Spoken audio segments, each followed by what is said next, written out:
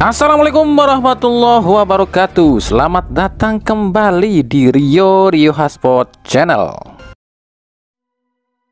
Oke, kita mulai dari yang lagi viral, yakni soal opening Piala Presiden 2025 ketika seorang penyanyi senior asal Pematang Siantar, Sumatera Utara ya, Rita Butar-Butar, salah lirik dalam menyanyikan lagu kebangsaan Indonesia Raya. Bagi Gen Z mungkin gak terlalu kenal ya siapa Rita Butar-Butar, tapi untuk bapak-bapak zaman old pasti udah kenal banget nih siapa Rita Butar-Butar. Di era 80-90-an, Rita ini seorang penyanyi yang sering membawakan lagu ciptaannya Rinto Harahap dan kebanyakan lagu-lagu religi Kristen ya.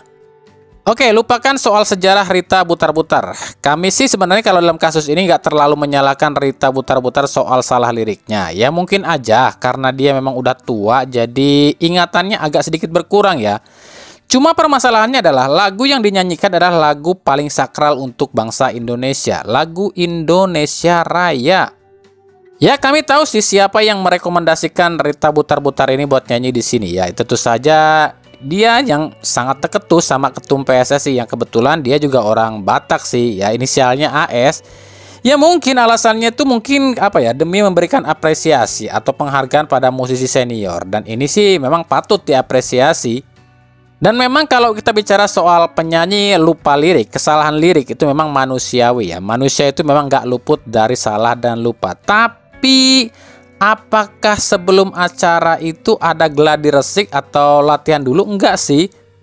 Sebab kita lihat lah, Rita ini di acara ini sangat gugup tampil di hadapan ribuan penonton. Yang kami pertanyakan bukan masalah soal salah liriknya lo ya, tapi kenapa si pihak yang bersangkutan ini nggak bikin video klarifikasi atau permintaan maaf gitu loh kepada netizen seluruh bangsa Indonesia? Atau mungkin PSSI deh, kenapa nggak bikin klarifikasi atau permintaan maaf? Ya kan cuma itu, seharusnya kan PSSI bikin sebuah video atau pernyataan tertulis, klarifikasi atau permintaan maaf. Ya udah beres sih sebenarnya.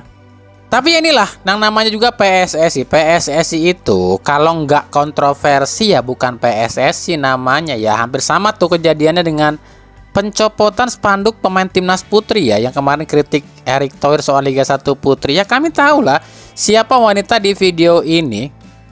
Dan kami tahu juga siapa atasannya. Wanita yang di video ini, Ibu N. Dia ini salah seorang match komisioner kalau nggak salah. Ya anak buah PSSI juga sih. Dan kami tahu juga dah siapa atasannya tuh. Ya tahulah kalian siapa atasannya. Dia tuh biasa salah seorang petinggi PSSI yang inisial AS yang sering banget ngejilat ketumnya ya.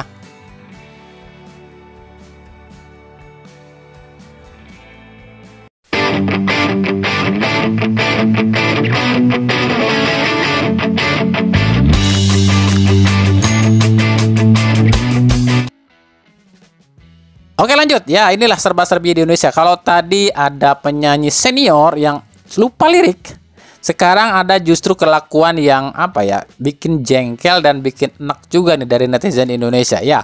Salah seorang pemain timnas Indonesia, Justin Hubner, ini dapat ancaman maaf ya, kami sensor ucapannya sebab ini apa ya, pedoman YouTube katanya nggak boleh ngomong bahasa-bahasa yang agak kasar gitu ya. Taulah ancaman pemtit gitu.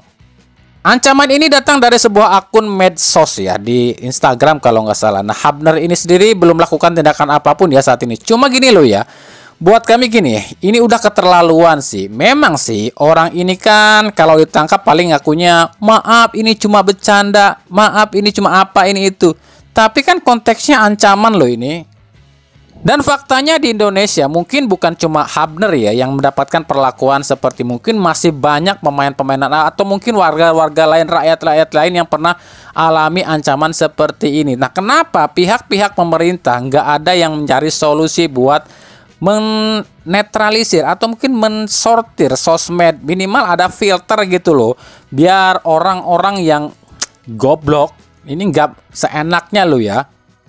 Ya inilah yang kami bilang, moral bangsa ini tuh makin lama makin rendah. Kenapa demikian? Sebab yang di atasnya aja diem aja, pemerintahnya aja nggak ada tindakan apapun, malah seolah ngasih contoh yang nggak bener. Gimana yang bawahnya nggak ngikutin? Orang yang di atasnya aja hina presiden dibiarin. Orang di atasnya hujat mantan presiden dibiarin. Ya udah, yang di bawahnya pun ngikutin.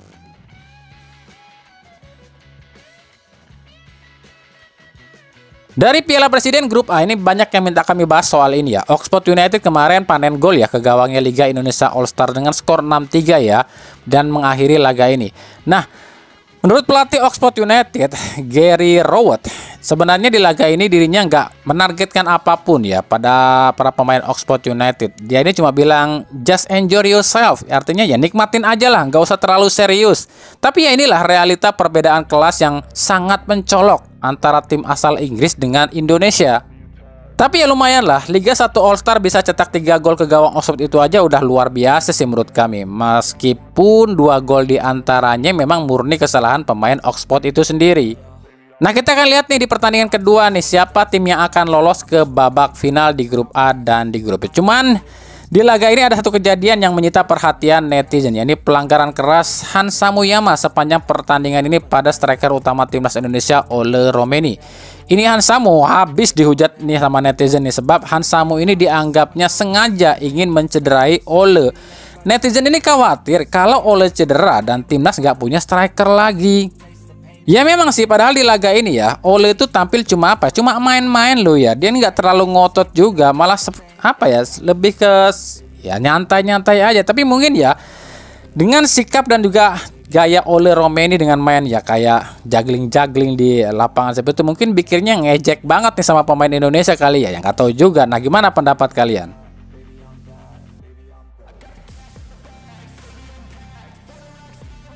Oke, kita akan bahas soal hasil RUPS PT LIB per tanggal 7 Juli 2025. Mungkin udah banyak yang tahu ya, tapi mungkin juga nggak sedikit yang belum tahu dan belum paham benar apa sih hasil rapat RUPS PT LIB. Apakah perombakan susunan direksi LIB? Oke, kita akan coba urutkan dan bahas secara perlahan-lahan aja biar kalian paham ya. Yang pertama, PT LIB berganti nama, bukan lenyap, bukan dihilangkan, bukan dibubarkan, tapi cuma berganti nama aja menjadi I-League alias Indonesia League. Yang kepemilikan sahamnya pun berubah, bukan lagi 99% milik klub lu ya. Kepemilikan saham LIB yang baru atau I-League ini dibagi-bagi ya, kalau nggak salah 48%-nya dimiliki oleh PT I-League, lalu 50%-nya dimiliki oleh klub dan 2%-nya dimiliki oleh PSSI, itu kalau nggak salah lo ya. Jadi PT I-League ini akan jadi perusahaan yang seperti independen lo ya. Jadi itu ya, ini awal mula, nanti ada lagi ya karena ada pendatang baru nih di LIB atau PT I-League. Kemungkinan nantinya PT I-League ini cuma akan jadi perusahaan komersil atau independen yang isinya itu bukan lagi milik klub. Ini lagi diproses ya, jadi bertahap lah ya. Sementara mungkin sahamnya dipisah-pisah dulu sementara. Yang kedua, ada komisaris baru di PT I-League alias PT Liga ya, yakni Glenn Sugita, bos utama Persib, jadi komisaris PT I-League, menggantikan posisi Teddy Cahyono sebagai perwakilan Persib juara musim ini ya, juara Liga 1 musim ini. Kalau direktur utamanya tetap Ferry Paulus. Yang ketiga, penunjukan General Manager Operasional yang baru, yakni Takeyuki Oya, mantan petinggi J-League Jepang. Nah, untuk soal posisi Oya ini, apakah di atasnya Ferry Paulus atau di bawah Ferry Paulus, kita akan bahas aja. Dan apa sih tugasnya si Oya ini di PT I-League, nanti kita akan bahas di episode selanjutnya secara detail ya. Yang keempat, Liga 1 berganti nama jadi BRI Super League yang akan kick off tanggal 8 Agustus 2025 dan laga perdana itu adalah Persebaya lawan PSIM Jogja. Untuk draft yang udah beredar, kami akan bahas nanti di episode selanjutnya saja. Yang kelima, Liga 2 berganti nama menjadi Pegadaian Championship Di ini Liga 2 ini pun nggak sepenuhnya ya dikelola oleh PT LIB atau PT I-League, tapi dipecah-pecah juga.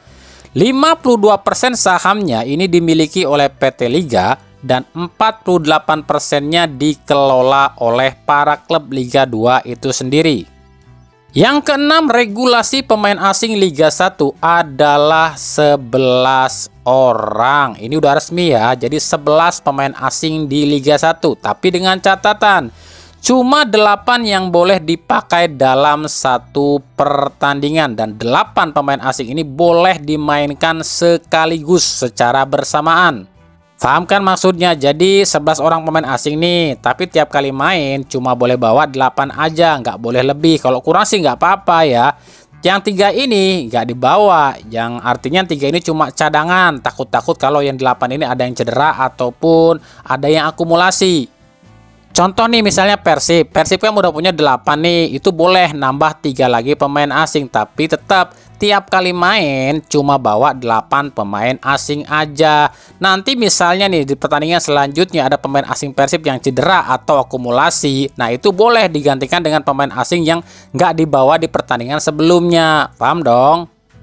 Dan yang ketujuh, setiap tim Liga 1 ini wajib mendaftarkan 5 pemain U23 dan tiap kali main wajib pakai pemain U23 minimal 1 orang dan main minimal 1 babak. Jadi itu tadi ya hasil RUPS PT LIB. Jadi PT LIB-nya mah tetap ada, cuma ganti nama aja menjadi I-League. Isinya mah tetap sama, orang-orang itu aja ya, cuma ada tambahan 2 aja, yakni Glenn Sugita sebagai komisaris utama dan juga Takeyuki Oya sebagai General Manager Operasional. Tapi ini juga belum kelar. Hadirnya Takeyuki Oya ini pun akan jadi sorotan sebab sebagai seorang General Manager Operasional ini kalau dirasa ada petinggi LIB yang nggak sesuai atau kerjaannya ya malas-malasan atau ogah-ogahan atau nggak pecus kerja lah, ini boleh diganti oleh Oya ya, Takeyuki Oya dengan menunjuk orang yang ditunjuk sendiri sama si Oya ini. Nah kita lihat nanti nih, ini jadi apa enggak nih begini nih. Bagaimana dengan wasit? Wasit asing belum ditentukan berapa jumlahnya dan dari negara mana saja, tapi kabarnya sih ada sekitar 12 ya. 12 wasit asing yang akan bertugas di Liga 1 musim depan, tapi nggak tahu juga nih. Soalnya kalau masalah wasit ini kewenangannya dari PSSI sebagai federasi yang menaungi soal wasit, induk wasitnya lah ya. Bagaimana dengan VAR? VAR tetap ada. Di Liga 2 pun pakai VAR. Jadi VAR yang ada di Liga 1 ada, VAR yang di Liga 2 pun ada meskipun beda kualitas. Nah, nantinya ada kabar akan ada yang namanya teknologi garis gawang juga. Tapi itu tergantung nanti nih kemampuan Takeyuki Oya dalam mencari sponsor untuk mendatangkan yang namanya teknologi garis gawang. Soalnya harga untuk mendatangkan alat teknologi garis gawang ini nggak murah alias mahal katanya. Lalu bagaimana dengan urusan supporter, khususnya soal larangan supporter away. Nah, PT Liga alias PT I-League ini udah lagi mengusahakan dan merayu pihak kepolisian agar supporter away ini bisa diizinkan, tapi dengan catatan setiap supporter yang away ini akan dikasih sebuah sebuah ID, sebuah aplikasi yang bernama itu Sobat Liga ya, yang mirip-mirip Garuda ID lah. Jadi nantinya supporter yang boleh away itu cuma supporter yang sudah terdaftar di aplikasi Sobat Liga. Jadi nanti bisa ketahuan nih kalau ada kerusuhan atau apapun juga ya ketahuan siapa yang masuk, kan ada namanya daftarnya dalam aplikasi Sobat Liga. Tapi ini pun ada catatan juga dari PT Liga ya, khusus untuk supporter 4 tim rival ini udah dipastikan nggak boleh away ke rivalnya masing-masing. Contoh, supporter Persib udah nggak boleh lagi away ke tempat Persija alias ke Jakarta, itu udah nggak boleh, dipastikan nggak boleh sama sekali. Begitupun sebaliknya, supporter Persija udah nggak boleh sama sekali away ke Bandung. Begitu juga dengan supporter Persebaya, ini udah nggak boleh away ke Malang. Dan supporter Arema pun udah nggak boleh sama sekali away ke Surabaya. Jadi soal supporter away ini sekarang bukan lagi permasalahannya di LIB atau PT Liga lo ya, karena PT Liga sendiri sih kemarin ya ngomongnya sih kalau kami sih pengen supporter away itu udah dibolehin gitu, karena memang ini demi pemasukan para klub. Tapi kan bukan LIB atau bukan Liga yang menentukan, tapi pihak kepolisian dan PSSI. Nah, PSSI ini tugasnya buat ngerayu FIFA agar ngebolehin supporter away. Nah, sementara polisi, nah ini yang ngerayu siapa nih? Nah, ini yang bingung nih, karena polisi ini sulit nih dirayunya. Dirayunya cuma gampang sih, pakai amplop kuning. Nah, supporter tamu masih dalam pengkajian ya, karena kita mau launching Sobat Liga, dan proposal kita ini supporter tamu itu akan kita grading juga ya. Yang pasti tadi sudah bisa dibilang tertutup pintunya kalau supporter Persib datang ke Persija misalnya. Begitu juga supporter Persib datang ke supporter Persija datang ke Persib, itu pasti tidak bisa ya. Nah, kita lagi minta persetujuan dari pihak kepolisian, nanti akan juga dipandu oleh Ketua Umum supaya FIFA juga bisa memberikan restu kepada kita untuk klub-klub yang istilahnya tidak punya resistensi, ya mudah-mudahan bisa diizinkan.